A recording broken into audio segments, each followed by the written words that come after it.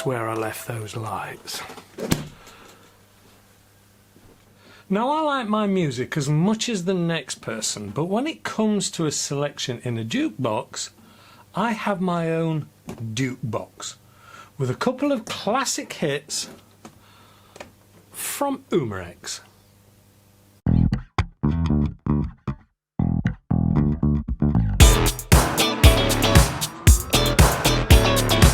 Hello and welcome to AAR On Air. Today I'll be revisiting an old favourite of mine and looking at its more athletic sibling, the Duke.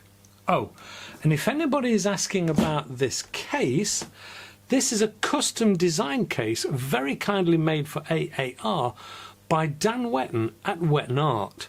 Dan is responsible for most of our 2D artwork in previous and up-and-coming videos.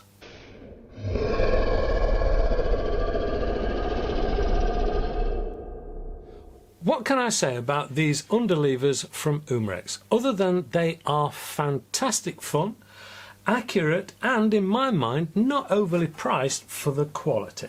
Let's have a quick walk around them, but for the full review, see the link above.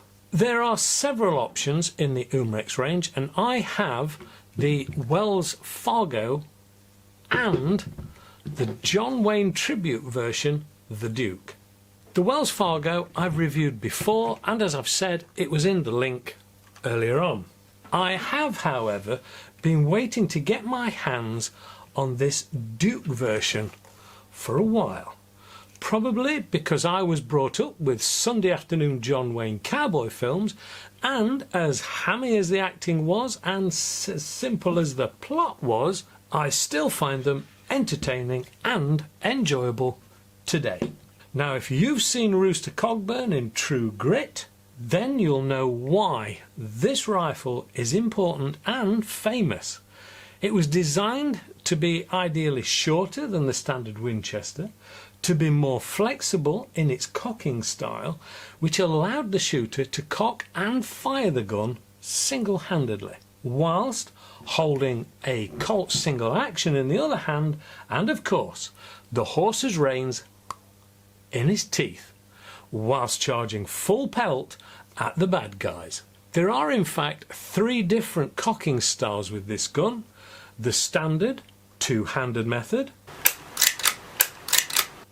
the single-handed forwards and backwards method, and the famous full single-handed spin method.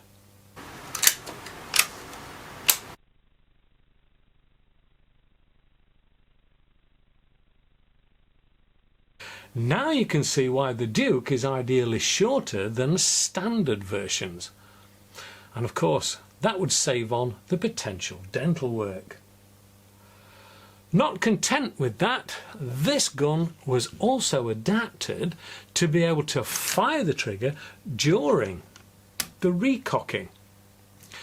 That was done to speed up the firing rate. This involved the use of a strategically placed bolt to push the trigger back when the underlever was returned to the home position. Let's take a closer look at this Duke from Umarex whilst we've got it here. The first thing to say is the metal is metal and the wood is wood. There's no plastics here. As already stated, the barrel is metal, but it's still rifled to help increase the accuracy of the 177 pellets it fires.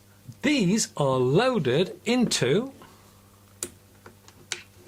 a standard Umarex 8-round circular magazine. Now, you're likely to find loads of these lying around if you've got any non-blowback Umarex pistols in your collection. One thing to point out is you really need to press the pellets home when putting them into this magazine. They even supply a dibber in the box to be able to do this. Then, loading it into the rifle is a piece of well thought out genius. Simply press the cartridge loading point, slot in your tray and return it back to the gun, and it tucks away to maintain those beautiful lines.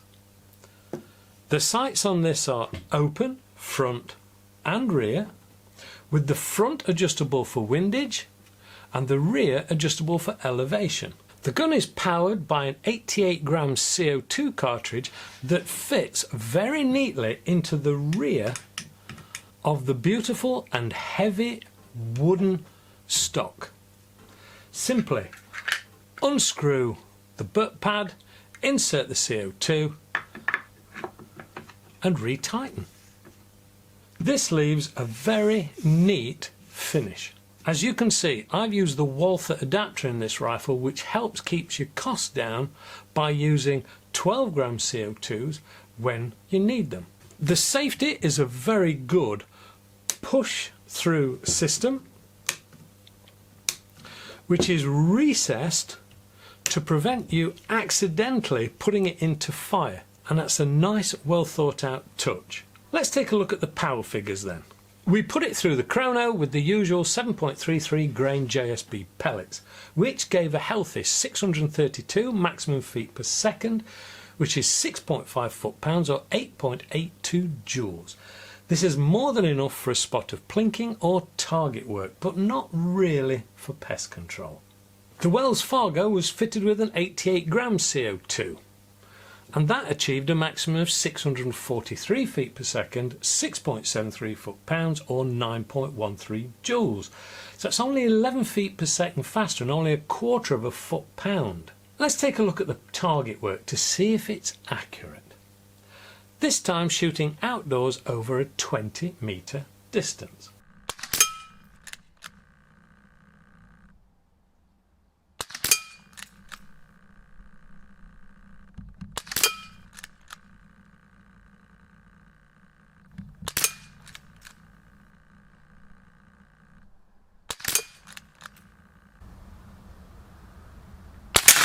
Pretty good then from that distance, using open sights, which haven't had a lot of time to adjust them to get the best out of this gun.